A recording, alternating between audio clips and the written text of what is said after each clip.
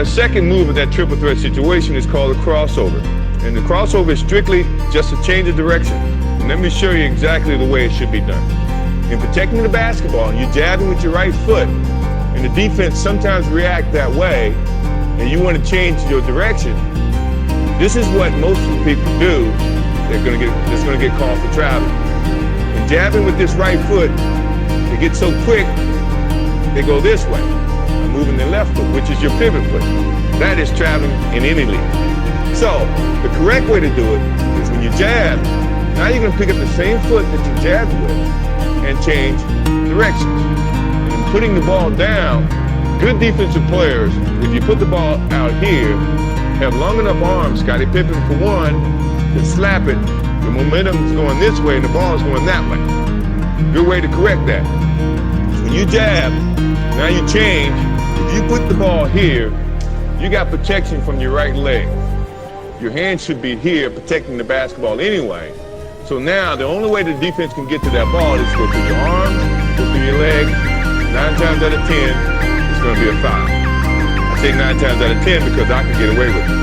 But I don't play anymore, so you don't have to worry about that. So, jab step, change the direction this way, putting the ball inside your leg. Now the good thing about an offensive player is you got to be able to go both ways. You go one way, now you're limiting your options. The defense is going to read that. And then they become more, I guess, have the advantage to try to limit your options. As an offensive player, you never want to limit your options. So, when you're working on that move, you do it this way. Also, do it that way. So now you can have 2 options. If my man's taking a defensive stance, the thing that I'm looking at right now is he's playing parallel. So now he's playing me to go either way, which is good. Which and also, to me, means all I have to do is give him a nice little fake this way. He's going to think and feel that that's the way I'm going. My change of direction is a little bit better to use when you see a guy with the parallel stance. Mainly because he doesn't know where you're going. So now you have so many options, you just try to use as many options as you can. Now if he had his right foot forward, that to me is saying, now he wants you to go this way.